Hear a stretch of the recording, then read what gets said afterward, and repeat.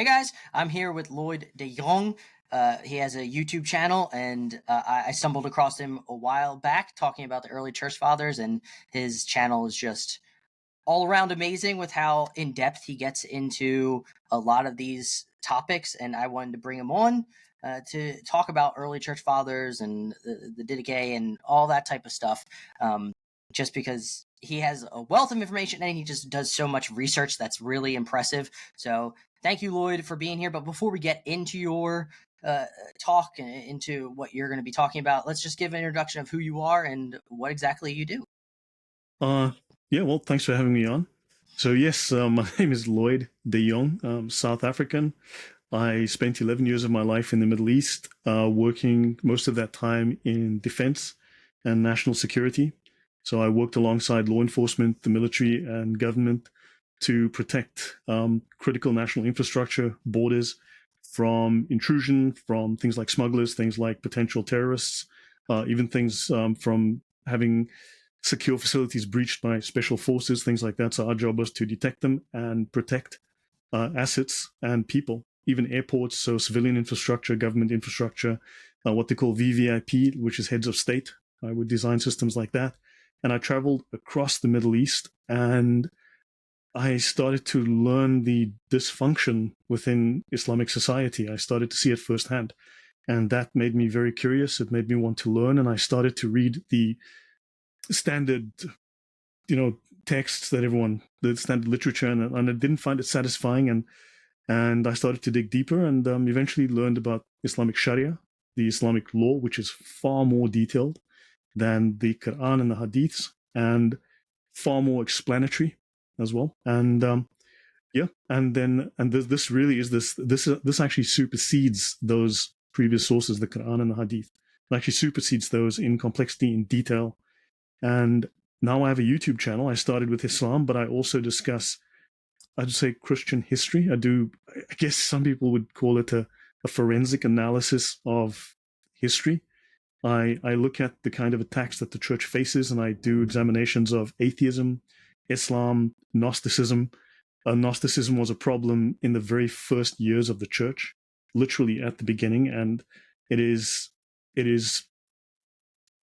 morphs, it changes, it's chameleon, and it is the thing that infects the world today, that is causing the corruption and the dysfunction we see today. So I discuss these issues. I'm very blunt. I was raised Anglican, which is high church Anglican. I come from a family of priests and bishops and so on, and I was always curious as to why we never spoke about the Catholic Church, never spoke about the Apocrypha. Those things were, just don't go there. I was always curious about that, and the more I learn, the more I see that Protestant history is filled with false narratives, with gaps in information that lead to, let's just say, erroneous conclusions. And I discuss these issues. I discuss my concerns, the problems I see with Protestantism, the problems I see with Islam, and how ideology affects the world today. Hopefully that is a good answer.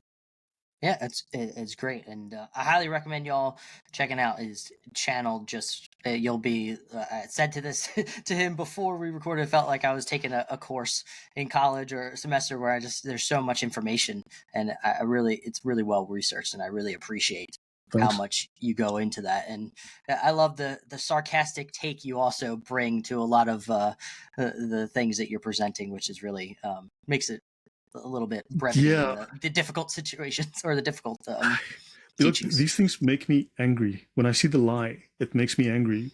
For those who know me, they know this, but for those who might not know my channel, I worked for a long time in military technology, very high tech, and so I'm comfortable with technology. I worked in the IT industry for a long time as well, again on very high-end, expensive tech, so I'm familiar with software and hardware. So I've been utilizing software for a long time to search through and index my books. I've got over 2,000 volumes that I've handpicked over the years, put them into an archive. I've got software that indexes these, allows me to search through this very rapidly. And then now with AI, I'm able to merge this data, to have AI search through multiple volumes, and collect all that data together and start to present very detailed analyses, but also I provide all of my sources. I show them to people so that they can get those sources themselves, check them themselves. And so that's where my analyses are based on. Awesome. Well, do you want to roll right into your presentation of what you got to share? No, I'll take your questions. I'll take your questions, and then we can do from there. Do you have any questions about the work that I do? Because you did send me some questions about that. Yeah. So I'm just curious about realistically what is where you are now in your faith with doing all of this research that you go into it, because you're talking about raised Anglican. Has this, since it's opened your eyes, has it kind of adjusted your view on the Catholic Church and your view on a lot of things surrounding the maybe the heresies, for instance? Or Yeah, that's an interesting question, and if you've read Mere Christianity by C.S. Lewis, and to be honest, I've tried to read it and I found it very boring.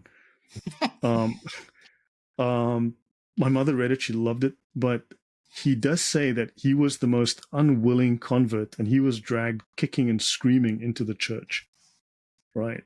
And I think for a lot of converts who go from Protestantism to Catholicism, that's a similar process. It's a very difficult adjustment when you to make that change. But having studied history, as I think was it Cardinal Newman said, those who study history, no longer remain Protestants. I believe he said something like that. And I think I can verify that the more that I study history by going through the original sources, not a third party retelling of it or paraphrasing of it, but reading the actual words of the early fathers, the more I see, but this is Catholic. This is not Protestant. This is not Baptist. This is not evangelical. This is not Calvinist. This is not non-denominational. This is explicitly Catholic. And this has led me to look at the words of very well-known Protestants. And what I see there is that they are misrepresenting the history. They're misrepresenting the church fathers. They are leaving out critical pieces. They are presenting clever arguments that are not fully truthful, I think, leaving out pieces of information that would lead to a different conclusion. They are biased in their views. This is my conclusion. And the early church, from the conclusions I've come to, is explicitly Catholic. The practices are recognizably Catholic.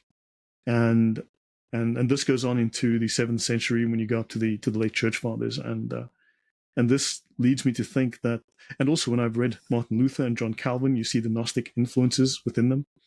You see the ancient heresies that they've revived. You start to look at how those things were discussed in the early church in the first 300 or 400 years of the church as heresies, and then Martin Luther, Calvin, and others are incorporating those ideas directly into their theology. That for me is a big concern. I see Protestantism as a corruption, as a deviation. That is not to say that it hasn't produced good Christians, very strong Christians, but it's in spite of those problems, not because of. And yeah, it leads me to. I mean, I've been attending the Catholic Church for what 2 or 3 years now here in Poland, because it's a Catholic country, so it's all in Polish. So it's not like I know what they're saying, but it's familiar to me because it's very similar to the Catholic Church, to the Anglican or Episcopalian Church. So, yeah, so it leads me to think that the Catholic Church is the original church. It's really fascinating how, because I've had people on about their conversion, and it's really fascinating to see how God leads people in their own separate ways of how they end up to the church. One female, who the video will be up soonish whenever people are seeing this. She was a Mormon, then atheist, but what really got her when she visited a Catholic church was the veils and the traditionalist of it all, of like the male and female roles. But it's really fascinating how in your case it's going through church history, and it's diving in depth into a lot of the different writings of the early church fathers, and it's really fascinating and beautiful to see how that happens.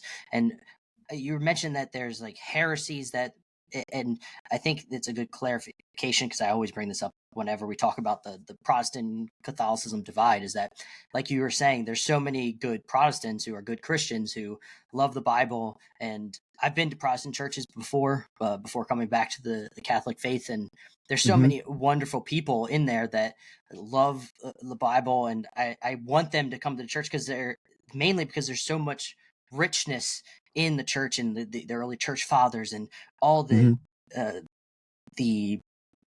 understanding of the Bible, and going deeper into a lot of these, like, say, private revelations people go down. But it's very it's just, there's such a wealth of treasure and information that I just want Protestants to also be a part of. And but to backtrack, you were talking about Protestantism brought back heresy. So you mind giving like a brief example of that? For instance, there's actually, hold on, let me find this. There's a heresy called predestinarianism. Let me find that. So there was a heresy called predestinarianism, which was rejected by the Council of Orange. I know it's spelled orange, but it's French apparently. So I'm in America, so it's orange. You're right. It's a faucet, not a tap. Right. And what's the temperature? Yeah, it's 6'3". Well, what's that in human? Yeah.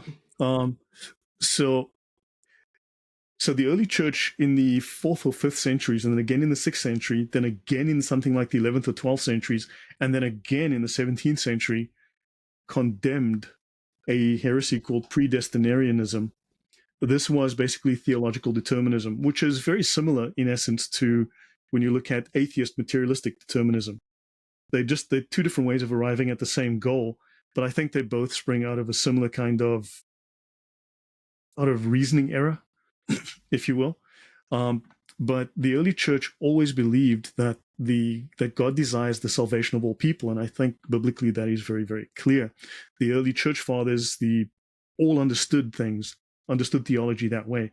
God wants the desire of all people. Not all people will accept salvation, but there were these groups that sort of created this idea of an elite, like a Gnostic elite who know, and those who are too unwashed, too unclean, who won't listen, etc., who will not be saved. And Jesus didn't come for them; he came for the special ones. And this was condemned in multiple councils. Like I said, in something like the 5th century, I have an article on it on my channel on my coffee page about that, where I discuss this. It was condemned as a heresy to say that God didn't, send his son to die for everyone, but just for special, random, arbitrary people. And Martin Luther and John Calvin, both of them revived this heresy.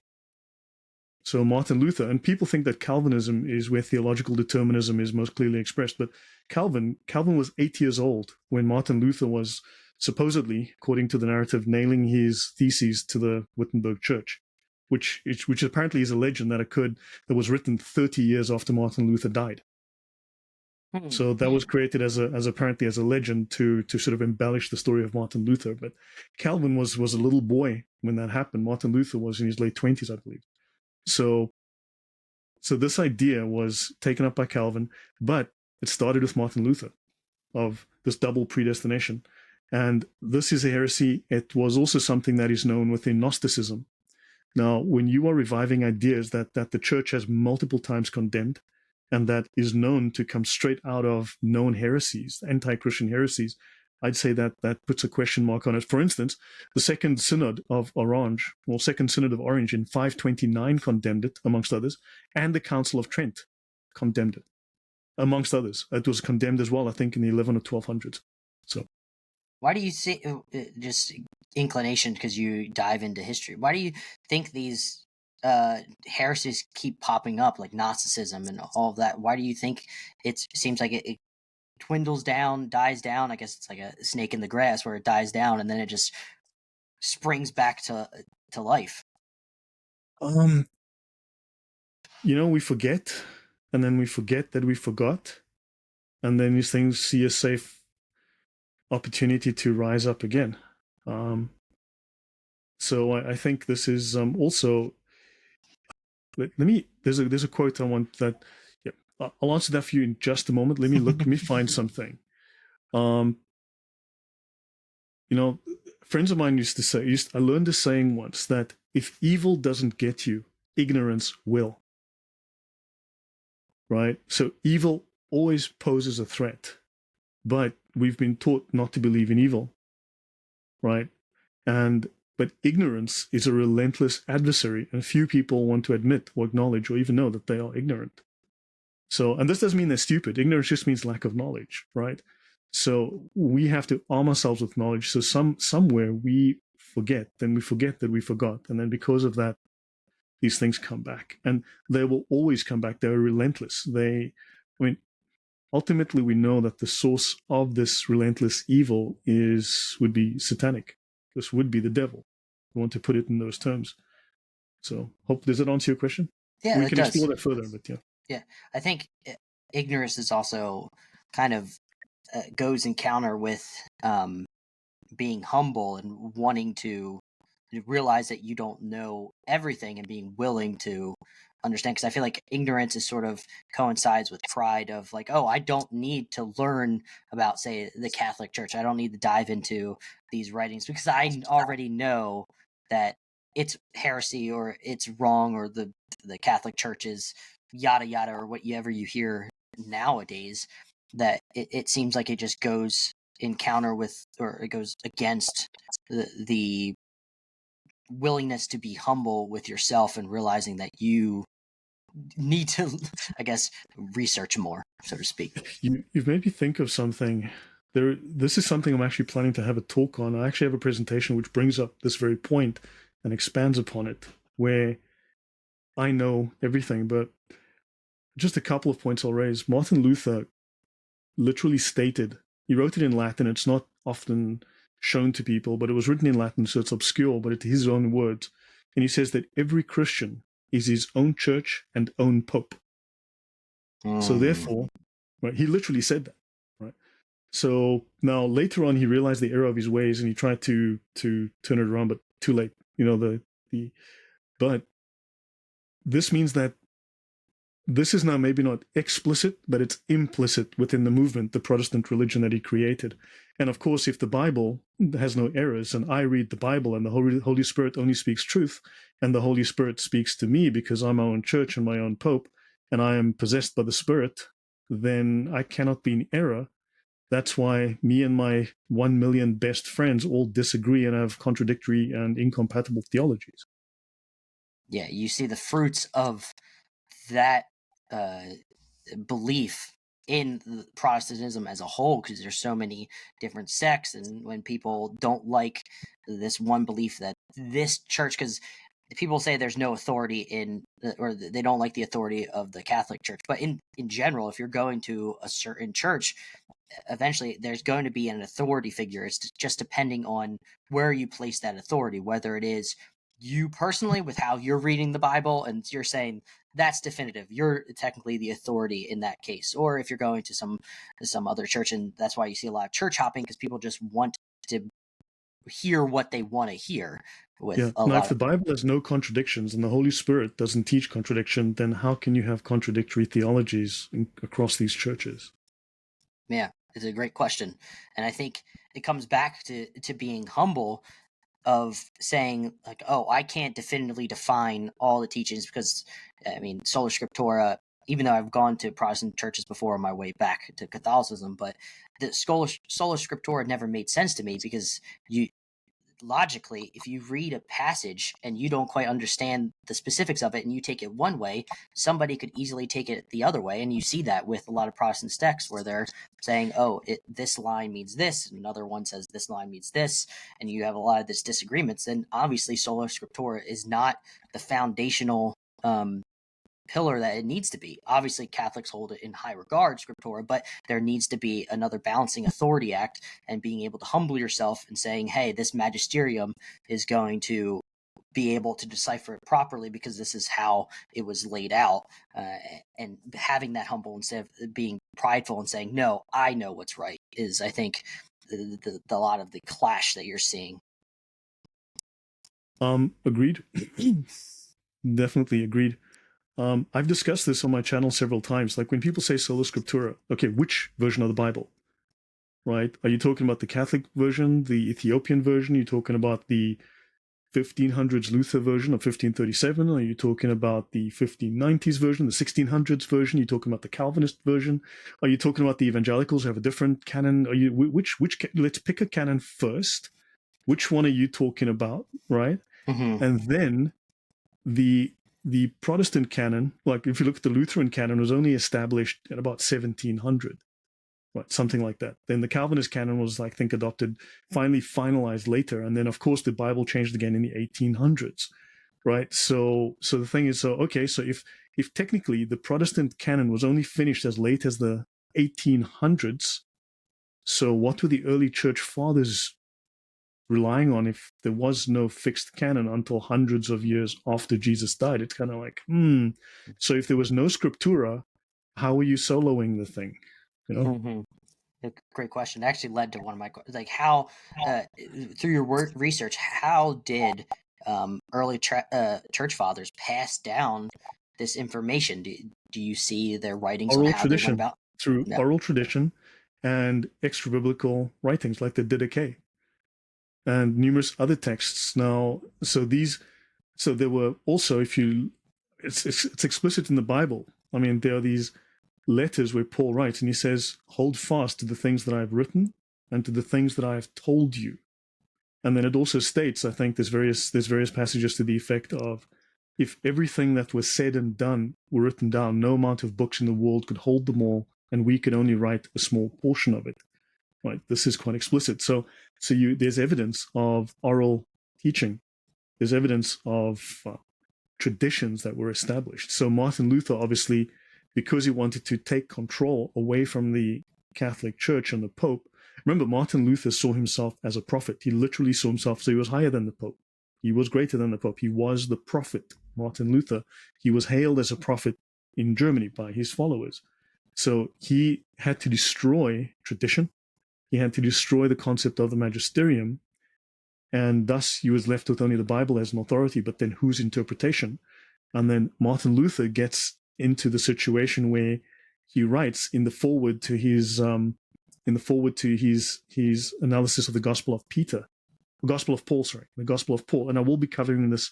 I have shown this multiple times on my channel, but I will be doing a presentation exactly on this topic soon, where he states that when you read this Gospel of Paul or any gospel in the Bible, only understand it according to my words, my interpretation.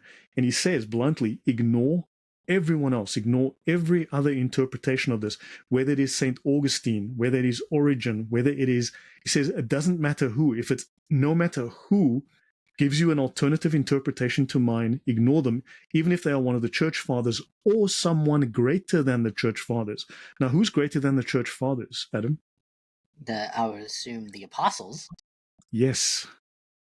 And Martin Luther explicitly states this. I mean, I can show this if you like, but this is what he says. So he says, ignore everyone who disagrees with Martin Luther. Those are his words. Wow.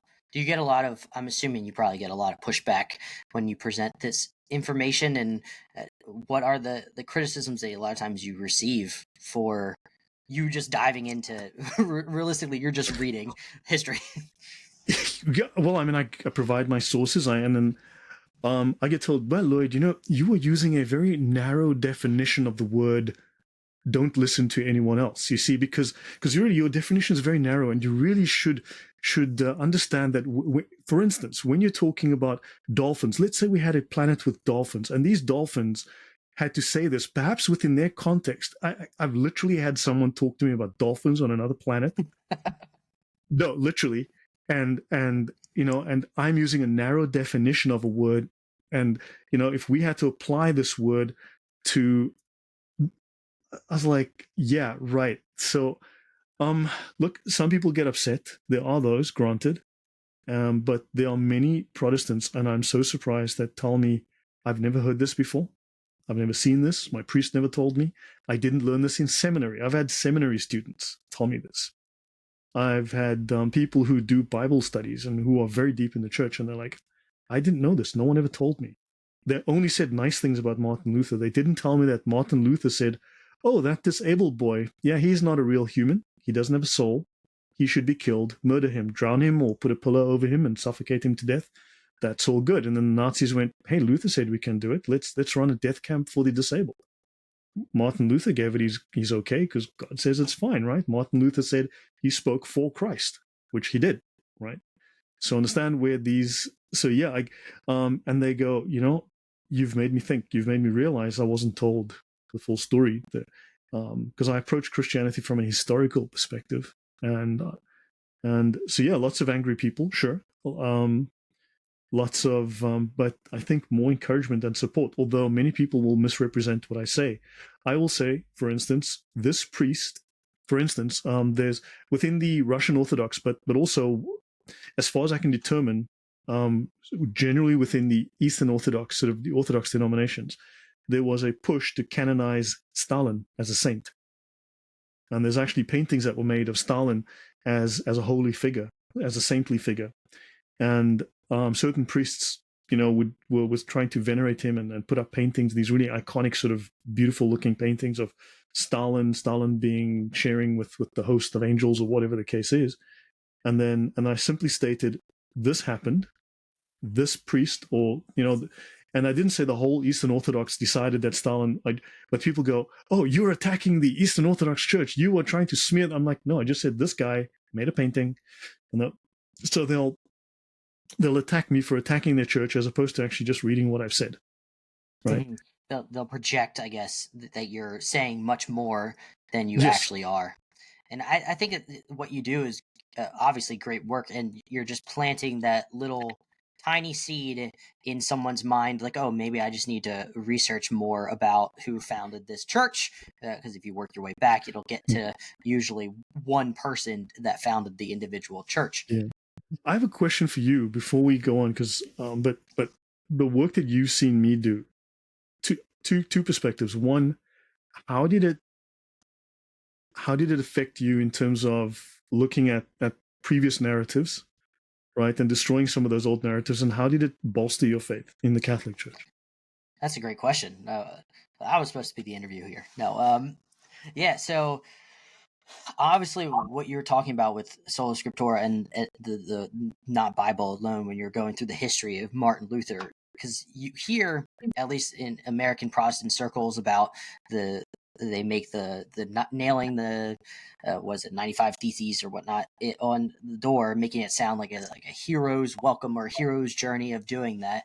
And then when you dive more into him as a person, it makes you think about like the fruits of his labor and how it's devolved into the sects of Protestantism, and then that allowed me to bolster my belief in the Catholic Church, because if you go through history of all the crappy popes out there and just how it's gone through ups and downs, and the fact that it's lasted this long makes me feel confident even in these very murky times, which we talked about before we started recording, is that there's murky times, but it still provides me comfort and solitude in the church. And then seeing also when you were doing the one on the early church fathers and the Didache, just seeing how that document that some are dating very, very early on the practices, As early as the year 48 now. or 48 now, because I remember you were talking about it was like in the 50s, but now it's 48.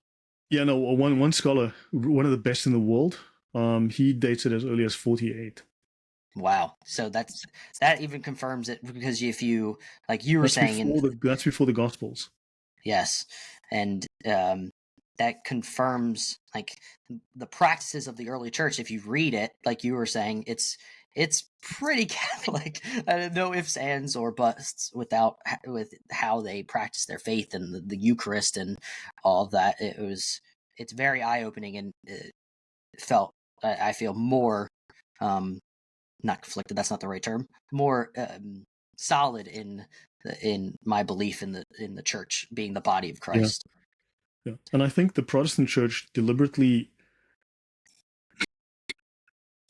shall we say, spreads a false narrative about the history of Catholicism to prevent Protestants from reading the early church fathers, to prevent them from studying the history of the Catholic Church and looking at Christianity from a historic perspective.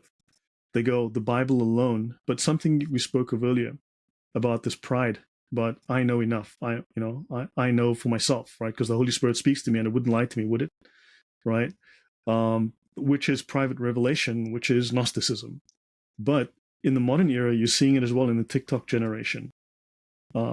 But again, also, because I come from, shall we say, a military perspective on it, I also look at this. I went and studied ideological warfare, how we fight non-kinetic warfare, let's say. And there are certain strategies inherent in how we design psychological campaigns against the nation. And you see these signs of causing fragmentation and teaching this kind of false confidence within people. And I've discussed this briefly on my channel as well, and I will be talking more about it. I just did a series on 8 psychological themes that are inherent in totalitarianism. All of those are very much inherent in leftist ideology, in the woke movement, and therefore it is, and it's the same thing you'd see in communism. These ideas are there. I mean, they're very much explicitly there, and so there's certainly something that's evil, but it's presented so beautifully as something that's, about freedom and so compelling. But yeah, sorry, I just sometimes I don't know how deep I should go into a topic because I don't want to take up too much time and allow room for other discussions. No, you're good. I like letting the conversation flow naturally where it goes. But yeah, I mean, I started reading, listening to an audiobook about, I forget the title of the book. I think it's like oh goodness, of course I'm bringing it up now. Bearing False Witness, where they're talking about, where he's talking about all the, he's not even a Catholic individual, but he was going through and just through history realizing all the false narratives of the Catholic faith, and you see that a lot.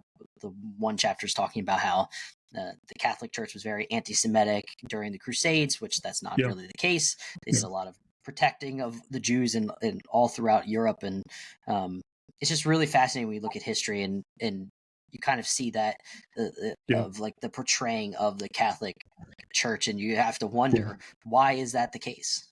He's a sociologist. It's Rodney Stark, and it's Bearing False Witness, debunking centuries of anti-Catholic history. He's a Protestant, and I think he's a Baptist, or was. He died a few years ago. Which is fascinating. I actually have a copy of the book. I was actually going through sections of it for some of my research, and I'm planning to do talks on various topics in his book. And while not said explicitly, the Catholic Church, the first people to use the printing press as a tool of propaganda were the Protestants. They were very, very good. Martin Luther was a superb propagandist. And by that I mean he was an out-and-out liar. He was very, very good at it, both within a written medium as well as a visual medium, by making, and it's something I will be talking about again in the future, but he created art and he inspired others to create art that was shocking. I mean, it'll make a sailor blush when you look at some of the kind of drawings that he inspired. They are shocking. And this from a Christian.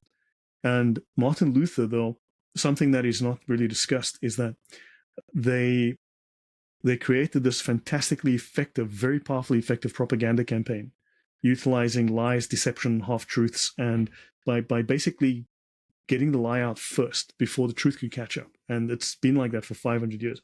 But on the other hand, also, when I listen to I listen to Catholics, I listen to Protestants, to be up to date as to how everyone thinks and how they apply these ideas and how these ideas have morphed and so on.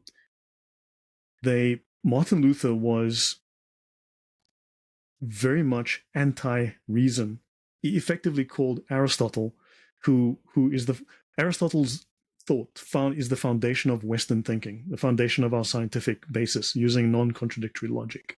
Right? Then Aquinas comes along and refines and improves it. He catechizes it, I guess there's the Catholic term. He Christianizes some of these pagan ideas, and so he takes what is good and what is right And I mean, Aristotle's thought is profound, considering that he didn't have revelation, right? And he takes these ideas and he creates this really profound system of thinking. Aquinas comes along, improves upon it, and creates this rigorous method for finding truth. Martin Luther and his guys come along and they create a method to undermine that method. So the Protestant form of, shall we say, scholasticism is designed to undermine, destroy, using sophistry, using clever rhetoric, this approach to finding truth. Because, I mean, typically finding truth is boring. You know, it's kind of like analytical, 1 + 1 is equal to 2. It's kind of, sorry, what, you know? Whereas like, brothers, give me your ears. I'm going to, do you know what the truth is? I will give you, you know, it's sizzle. It's not the steak. Whereas the steak is kind of dull. It has no spice. You know what I mean, right? Hopefully. Yeah. So they created a very sophisticated method of, their method of scholasticism is really a method of disputation, arguing. It's a method of arguing and undermining. And then if you read Luther, he calls Aristotle, effectively equates him with Satan. He dismisses Aquinas, right? He gets rid of reason and logic, and he introduces irrationality and nominalism, which is a fundamentally destructive philosophy that destroys realism, destroys objectivity. And of course, it's going to poison Christianity at that point. You've got this toxic form of Christianity that's got half a little bit of truth and a little bit of lie, you know, and it's, I mean, so there's that problem. So yeah, there's no way to find truth. And of course, you mentioned earlier that people will respond with a gut reaction to something negatively. They've been given a story, and when they hear the trigger, boom, they react emotionally. They've never been taught to think logically through history, to question, to go through it step by step. That approach of science is very much a Catholic approach, coming from that era, from Aquinas. And you read Pius X, my last point on this, he not only defends Christian truth or the Bible from a theological point of view, but Pius X is very, very focused on defending reason, logic, because Martin Luther didn't just attack theology, he undermined logic. He destroyed logic. He wrote, people don't realize his 95 theses are famous. He wrote 97 theses before he wrote that. And these theses are his disputation against reason. Who writes a disputation arguing against the use of reason? Well, Martin Luther. And I think you see the fruits of it all now with the extreme left in a lot of sects, where it's just not logically based, it's not reasoning based, it's a lot of emotional feelings, and that's the way of it's nominalism. It's different. It's rationalism, nominalism, but it seems to have a basis in nominalism. Look, it's not rational, but it's logical, but it's not rational, if that makes sense. Like, so Luther introduces this nominalistic idea. Let's tie this into the whole transgender movement. For instance, we believe in objective categories because we believe God made male and female. So we come to this, eventually through a long process, we come to this idea of objective reality. We have metaphysics. Truth is a real thing. Truth is foundational. Truth is a profound, real thing, even though we can't touch it. Numbers are real. Logic is real, right? Martin Luther comes along and says, because of Occam, because of William of Ockham takes a lot of blame, but also the pagans and the Gnostics before him take some blame. Of course, this is a tradition that gets passed on. They state that there is no such thing as a universal, like woman or dogness. Look at a Chihuahua, you see a dog. You say, hey, that looks just like that St. Bernard. That looks just like that German Shepherd or like that Great Dane. Sure, the one's big, the one's small, the one's hairy, the one's not, but they're all dogs. They look very much the same, right? There's a universal essence of dogness, right? Manness, womanness, but they both fall into the human category. There's this universal, as opposed to horse, right? Horseness, right? We can tell there's distinctions. So these are real categories that have been created, and these are just variations within the category, right? Creativity within the category. Nominalism says there's no such thing as a manness or womanness. There's just stuff, random stuff, and we apply arbitrary labels to those stuff so that, for instance, if you have let's say you see a bunch of people wearing hats, right? The only truth that you can infer from that is that they are individuals that are wearing a hat, but there is nothing common between them. There's no wearing hatness that is a common factor. There's individuals wearing hats, and you are now making a random, arbitrary, completely made up, meaningless, no attachment to reality label that says, oh, there's hatness going around. Understand? It's completely delusional. It's a denial of reality, but this is what Martin Luther introduced. And this is based on Gnostic and pagan thought prior. So he introduces these heresies and these errors. Does that make any sense? Yeah, that makes a lot of sense. So if you have a handbag, a wig, you're a woman now because you have the characteristics of this random label of woman. You see, there's no female category. There's no female universal. You know, I've got a handbag, lipstick, and a wig. I'm a woman now because I have the character. There's only external characteristics because there's no universal. Understand? Yeah, that makes a lot of sense. And it seems like they're just the basic level, from my understanding, I guess, is that it seems like they're placing human labeling above God's creation at the end of the day. And that leads to destruction. But that's also atheism, because it's the idea of man is the measure of all things. Only what your senses perceive is true. Then you have your truth. Right? That's how you have the concept of your truth. So now it's the same idea in atheism, but it's oddly enough the same idea that you see in Occam, the same idea in Luther. The same, it's not Christian. It's something that clearly it's a denial of reality. So that is corrupt. That's at the core of it. Yeah, and it's confusing, and it feels heavy times, to say the least, with everything that's going on just in all the world. But that's why I jumped into this, because I wanted to do put out positive news, which is the good news of Christ and the church and all of that. So I don't know what I know what you're presenting on, so to speak, but I don't know what you're going to get into. So I don't know if I should save some of these questions for when we're in it. Of the things that I've spoken of, which are most interesting to you, and do you think would be of most interest to your audience? Because I tend to say things that are pretty blunt. That was a choice that I made, to say things that are blunt, but I provide the evidence. I say things that are direct and unambiguous.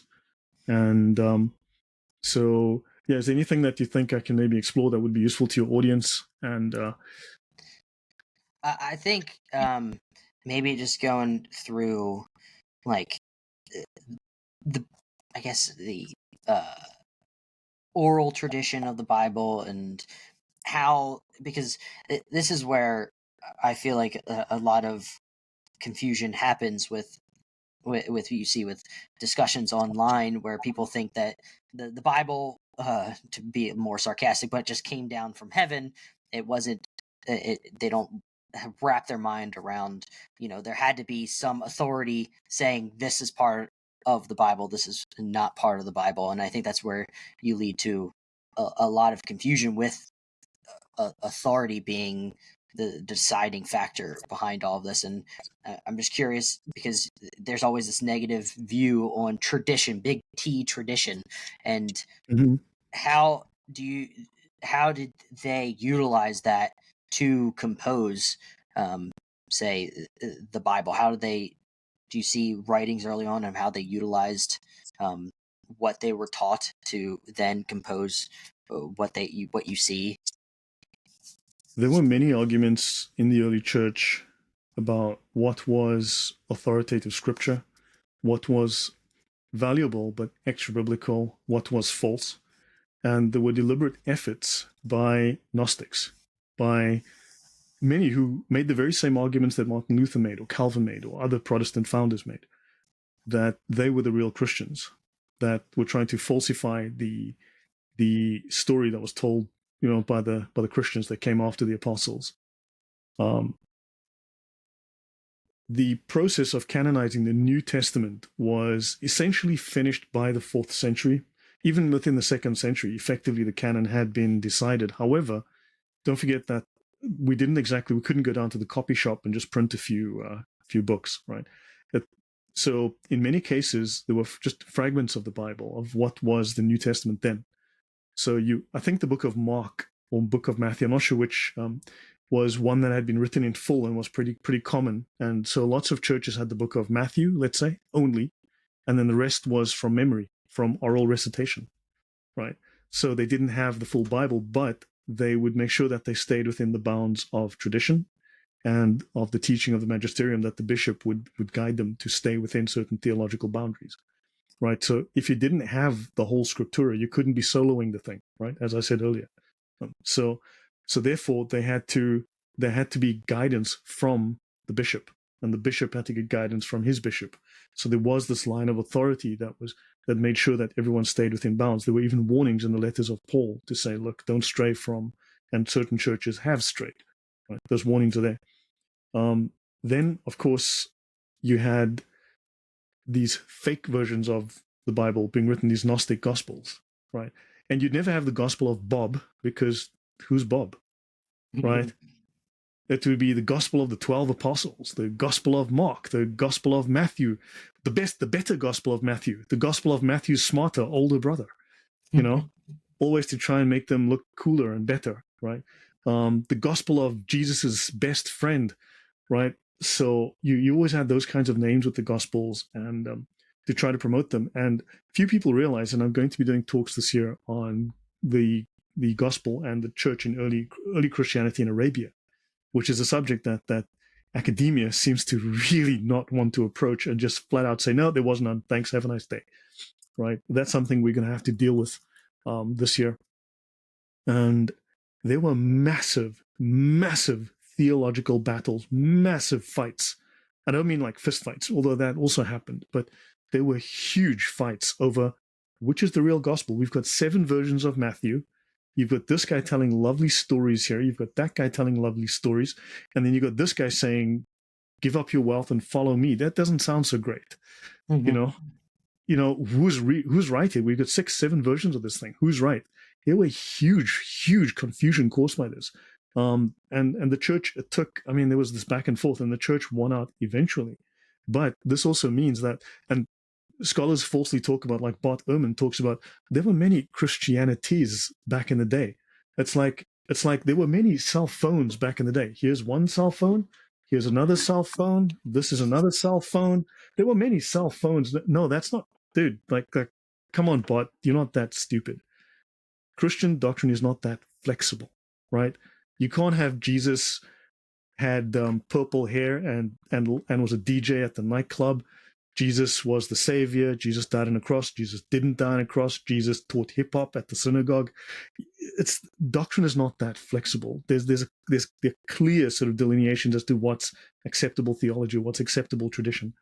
So you get these ideas, and so therefore the church, I think, was very clear and strict in its teaching, and eventually, by the time you got to the Council of Nicaea, by the time you got to the later councils, you had the gospel.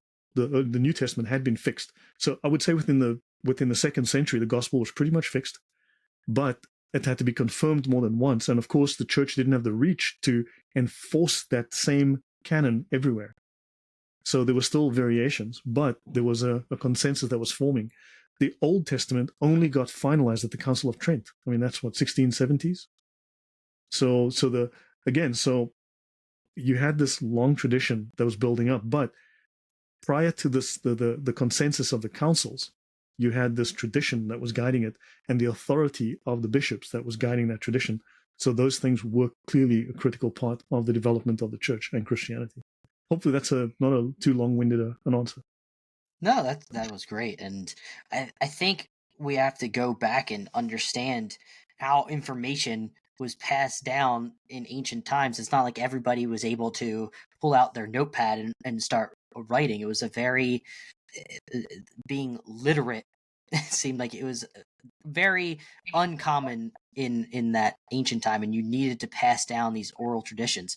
And also, while you were saying that, I was like, I don't even know if I would be able to comprehend and be able to retain all that information that was passed on orally back then. I feel like they were built a little different than us now. Yeah. Even the Didache speaks extensively of accepting oral teaching, following oral guides. And for people that don't know, what exactly is the Didache?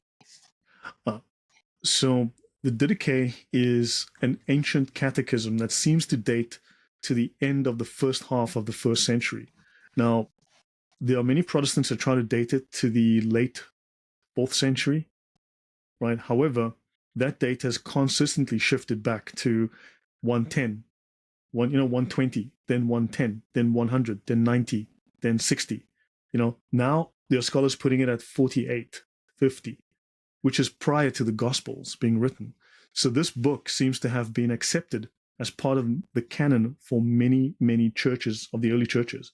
This book was part of their canon, literally was. It basically, it reads like a Catholic catechism. It reads like the modern Catholic catechism in many ways. It's an instructional. It's not really, shall we say, a theological text. It's an instructional text. And it has very basic teachings that, for instance, the Eucharist. And the Eucharist is a very Catholic Eucharist. There's baptism. It's a very Catholic style of baptism. All of the teachings are, shall we say, non-Protestant, right? Put it that way. So it was a document that, if it had been retained in the canon, if the church had decided to actually include it in the canon, Protestantism would have had a very, very difficult start, if at all. It would have gotten off the ground, because the Didache quite bluntly shows that the church practice 2,000 years ago and the church practice today are very, very similar, if not nearly identical. When was because I remember in your presentation, it was discovered, what, in the 1800s, late 1800s? Yeah, it was discovered in the late 1800s. I can actually find that data if you want me to, but but yes, it was discovered in the late 1800s. I just find it just seems fascinating how you have Protestantism breaking out, and then all of a sudden this early church document is just found. It's just really 1873. Yeah. 1873. So it had been found, but the thing is, he found it, but he didn't realize he'd found it. He was reading something else and never checked the book. And then he was reading something else. And then 7 years later, in 1880, he decided to just, let's have a look. And oh my gosh, this book had been alluded to in other writings. And then he realized he just found a copy of the Didache. So 1880 by a Greek Orthodox bishop. Yeah, and I highly recommend people. It's very easy to find reading the Didache, and I highly recommend.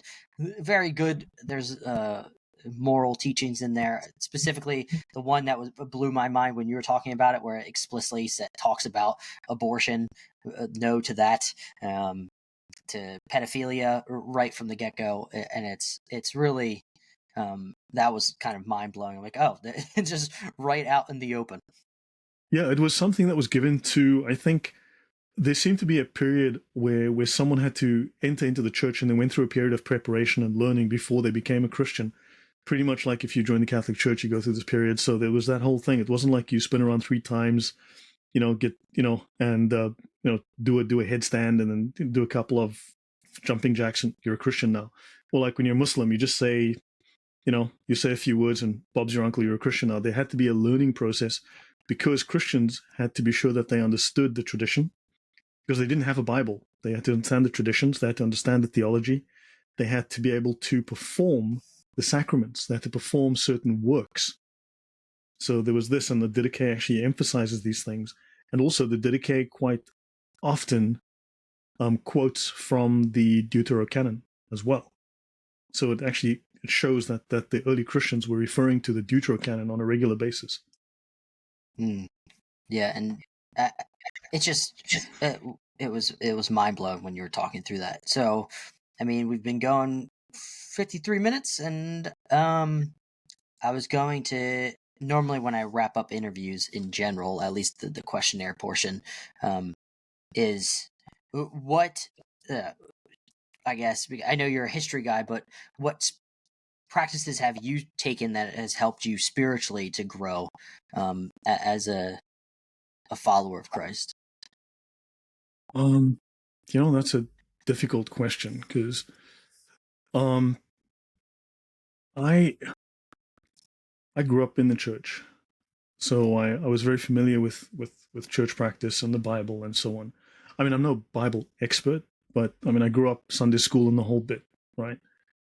And went to church regularly, enjoyed going to church, in fact. And I had friends from the Baptist church, that church, the other church, and I would go. I've been to all of them. We had a thing. We would just, I've been to all the churches, and how can I say this? I'm a Christian, but I didn't come at my channel and the work that I do as an evangelist. That was never my thinking. I simply saw as a Christian, I simply saw something bad in the world. I thought, I have to speak about this. Something happened in France, as everyone knows, in 2015, the Bataclan massacre. That for me was a problem because I worked in the Middle East, and my job was to prevent things like that, right? To help to prevent things like that. And that for me was an issue. I studied counterterrorism, and I discovered the extreme bias and the whole monitoring, the policing that was going on within these courses to prevent discussion of Islam, to prevent honest discussion of Islam. And there was a time that long story, but I nearly died one night. It was very close. Someone nearly killed me. Let's just say wow. that yeah, it didn't happen. Of course, I'm here to talk about it, but let's just say that I didn't have to end anyone's life, and my life wasn't ended. It was a good night in that sense. But it's like that changed my life. It's like there was my life before that moment and my life after. And I realized on the one hand, and when this guy had the gun against my head, it's a long story. You know, it's weird, but I had this movie playing in my head of all the regrets that I had, all the things I hadn't done. And I realized, you know what? I'm going to go, and there's so many things that I could have done and should have done, but I didn't have the courage, or I didn't have there was no reason I didn't do those things. There was nothing holding me back except my own stupidity and my lack of courage. And I realized I have to change my life. And then let's just say I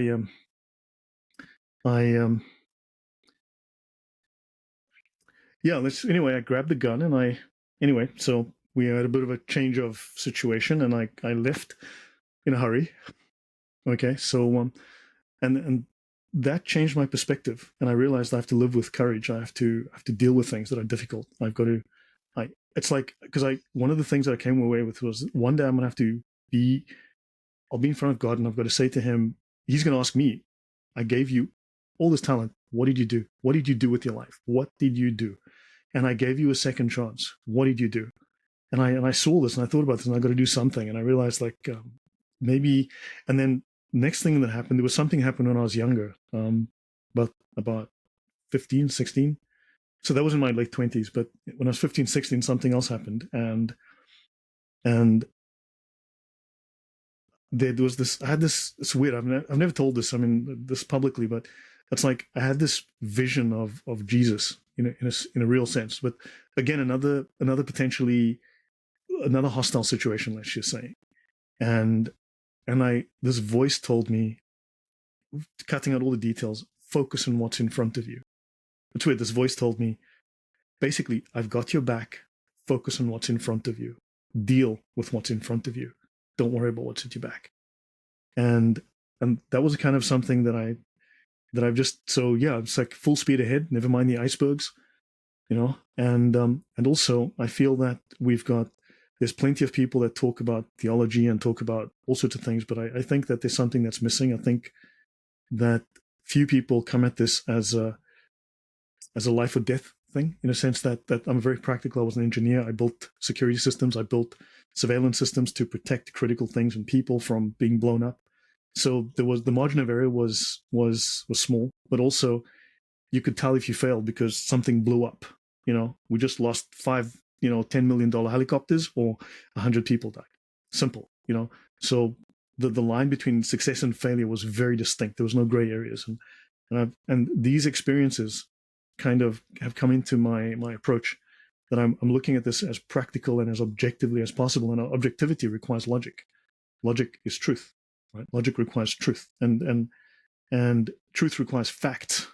If you're going to build something, it needs facts, and the facts have to be reasonable, and you have to do your research, and this complex machine has to fit together. So I come at it in a sense as an engineer, and building multi-million-dollar security systems. These things are complex, but you break them down into logical pieces, you assemble them, and they have to work reliably, right? So this is kind of, these experiences came in, and I'm just trying to solve my confusion, the lies I was told. And I think I'm just taking people on my journey and saying, here's how I'm arriving at these answers. These are my conclusions. This is how I've arrived. Here's the evidence. You be the judge, but So I don't know if that answers your question the way that you wanted to answer, but that's my answer. No, that was a beautiful answer. I appreciate you sharing all of that. That was I didn't know where you're going, but I appreciate you taking us there. And I think it's eye opening for everybody that they need to take their own path to where they need to go. Realistically, it's um, the path of my path is different than your path is different than everyone else's path, but the trust is in the Lord and how He guides you to where you need to be, and you have to be humble. It always comes back to humility and be humble in wanting to learn more and wanting and accepting Him, and maybe if you're at the place of, like, say you're agnostic or atheist, or be humble enough to at least say a prayer saying, God, I don't believe you, but show me that you exist, and that may be the first step that you need to take. And I think it's just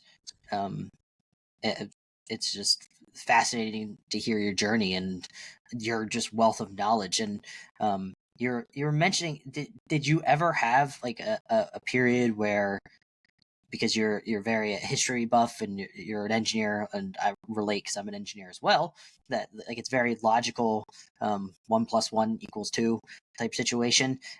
Did you ever have like worries about the historicity of, say, the Gospels and the journey and the story of Christ? Was that ever a concern for, or not concern, but like, did you ever rack your brain with that? Yes. There was a time, I think it happens to many of us, lost my faith, I guess, and it didn't happen deliberately. It was more by accident. But then again, you get sidetracked. You're young and you're stupid. I think that's a fairly common problem in the world. And one of the, I guess, to pick one thing, the movie Zeitgeist.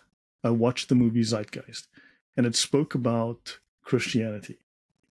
And I bought that story hook, line, and sinker.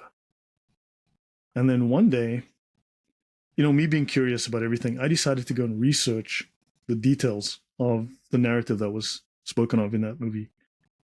And I mean, for years, it sidetracked me. I wouldn't say I became an atheist, because I'd looked at atheism and I thought, this is nihilistic and this is stupid. Honestly, I just looked at it and I'm like, this is the dumbest idea ever.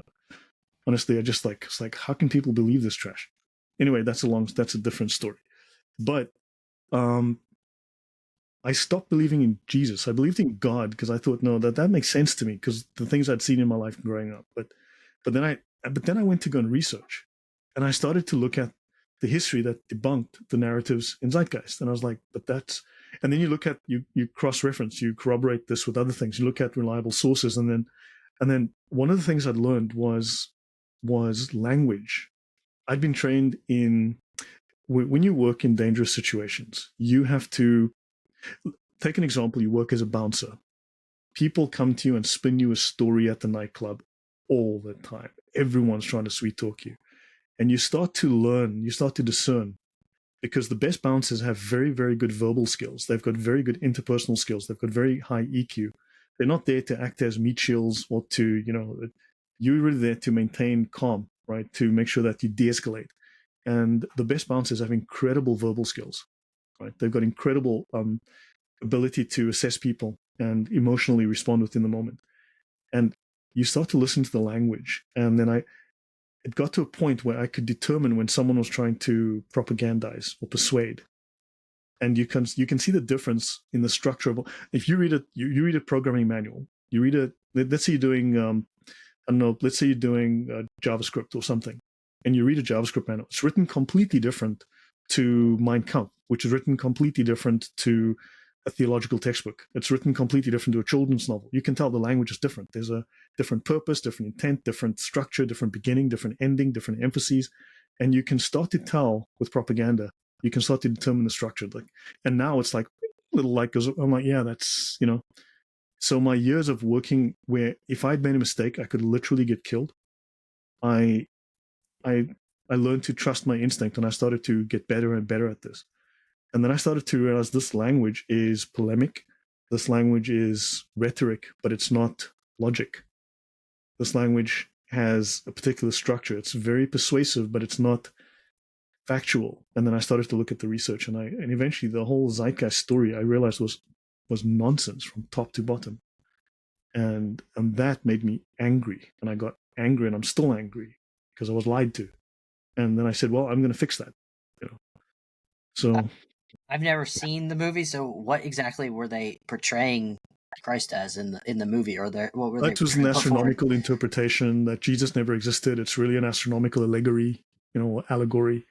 And it's really fascinating. I mean, it's well done. It's well done, and I believed it. But once you take it apart, you realize it's fake. So, but also then you start to like you read Aquinas, the way he writes, it's so factual, right? And then you read Martin Luther, and it's like he's a used car salesman. Like these two don't compare. That's very fascinating the way you now look at. I guess you've honed that skill throughout all the stuff you've researched. Is now you can sort of pinpoint when somebody's trying to sell you something versus when someone's just outright telling you like a fact, for instance, which is definitely a practice I need to do with learn and pick up. I guess how would you suggest somebody go about doing that? Is it just through practice over time? Start with basic non-contradictory logic. Learn the trivium, right? You have grammar, rhetoric, and logic. First of all, people have bad grammar, which is a combination of things. We can break it down into their vocabulary is poor. Improve your vocabulary. Open the dictionary, start reading. I did that, right? Improve your vocabulary. These days, you've got these AIs that are amazing, right? Give it a sentence. Ask it, write this sentence for me in 5 different ways, right? And then start to see how it structures it and say, write it in a way that's compelling, write it in a way that's factual, write it like this, learn, right? But also write a sentence the way you normally would, and then tell the AI, please fix my grammar. And then suddenly your spelling mistakes and your punctuation just goes away, right? And you have a proper sentence, because people write badly and don't realize that they write badly. Think in America, they say, well, 98.2% of all Americans, except you who are listening, of course, anyone who's listening to this is exempt from this. None of you were dumbed down in school, but 98.2% of all Americans now read at a 2nd grade level and write at a 1st grade level. Here's your crayons, and then everyone's like, no, well, that doesn't apply to me. But seriously, read the internet. Read anything on the internet. Read the comment section. I mean, it's like that sounds like English, but I don't understand a word they say. Right? So feed this into an AI and then look at the difference. So improve your grammar, right? Learn punctuation, because precision is important. If you're an engineer, precision is important. Learn precise language. Read precise. Model someone who has it already. All right? Like Jordan Peterson, love him or hate him, but the man's language is precise. The man's language is fantastic. The way he describes things, I'm like, man, I wish I could talk like that. I wish I could explain things like he does. It's fantastic language. Go find someone else then.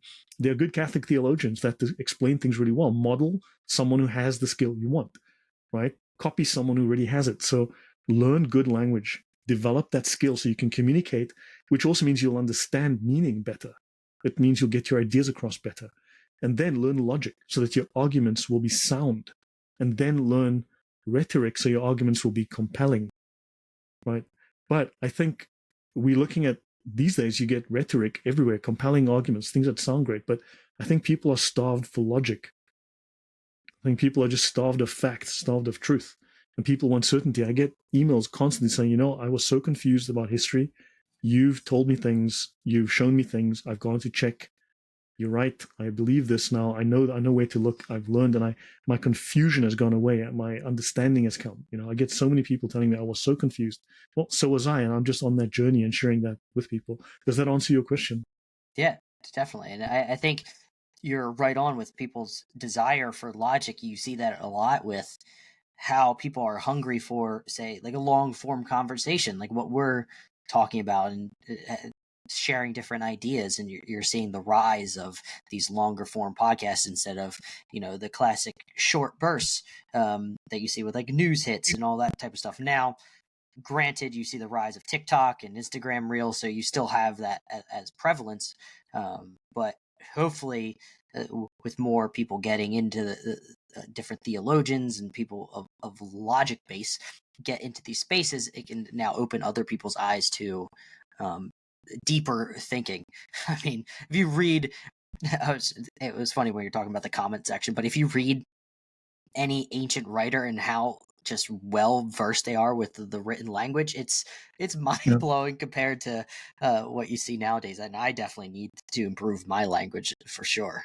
Yeah, read Mark Twain. I mean, people make fun of like those old yokels down south, the Revolutionary War America. Those people have better English than your average university graduate from Harvard today. In fact, I mean, these days you probably don't want to admit you come from Harvard.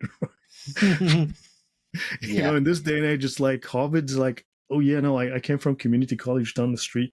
You came from Harvard, didn't you? Because it's embarrassment now. I mean, you get university graduates who have very poor English. So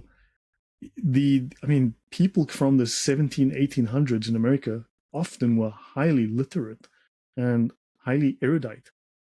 So yeah, we need to go back to that. I mean, those were better times for certain reasons. Yeah, I completely agree. I don't. Are you planning on sharing a presentation of sorts? Because I didn't know if you wanted to do that, or if we can just, if you feel comfortable with discussing what we did, and we can wrap it up. No, I don't have to show a presentation. I think, yeah, because we just followed the flow of the conversation. Because I thought we'd go with that. If you were going to ask me questions, then I needed to go into presentations, I was going to bring up items. But I think we've covered many topics, and of course those topics are covered in depth on my channel. I've got various articles, I've got various videos covering those in detail, and I've got the sources that people can get off my archive. I've got over nearly 2,400 sources in my archive that people can go and get that are handpicked. So yeah, that's it from me, unless you have any final questions. No, that was great. I really appreciate you coming on to the podcast, and this discussion was very eye-opening, and I definitely learned a lot. What can people see from your channel going forward? What do you have planned coming out soon? Yeah, I did an analysis of my content, and it's the end result was my work is contentious. It's right because I tackle difficult questions. I tackle difficult things, and I give very blunt answers. But I will be doing the philosophy of nominalism, and I will be touching on William of Ockham as a source that really influenced Luther, who took this corrupt philosophy, and then made its way into Luther's theology. Right, I'll be doing that. So I'll also be doing a detailed series on Martin Luther and covering everything that people haven't told you about Ockham and the things that they forgot to tell you about Martin Luther, just by accident, of course. Right, and I think once you learn about these people, you realize that we were fed a very carefully curated series of facts that shied away from the facts that would actually make us disqualify these people as any kind of authority in anything. We would throw Luther under the bus, then we would reverse the bus and drive over him again, right? And then we would throw him in a ditch and set him on fire, and then we'd throw Ockham on top of him after we'd done the same to him, right? So I'll be covering that. So I'll be doing. I've got something like 40 different presentations coming up. I'll be going on a lot of the early church. I'll also be tying how Christianity is the bulwark against totalitarianism, and how a lot of totalitarian ideologies, all of these ideologies, are all just anti-Christian, and why we have to rediscover our Christian heritage, our Christian traditions, how these are the only things that will allow us to defeat things like Islam, things like totalitarianism. And so those are things I will be covering on my channel coming up. Awesome. Well, I look forward to it. And again, Lloyd, thanks for coming on. You're very welcome. No? Thank you very much for the opportunity. Hey guys, thank you for watching this video. I hope you guys enjoyed this interview. I always enjoyed all the interviews that I do. If you are new to this channel or this podcast, please subscribe to the podcast or the YouTube channel, whichever way you are watching it. If you are on podcast platforms, listen up. listen, I would like you to subscribe, obviously, and then leave the podcast a 5-star review, whether you are on Spotify or whether you are on Apple Podcasts. That helps the podcast grow. And as always, just share this podcast with your friends and family. And also share this YouTube video if you just want to share the YouTube video as well. If you're here on YouTube, that is the best way we can grow this community as a whole. And go to adambuckingham.locals.com if you want to join the community and also support the podcast. So hopefully we can do bigger and better things and have bigger and better interviews, and I can interact with all of you all on a one-to-one basis. So go do that, and until next time, I hope you have a blessed week. Bye.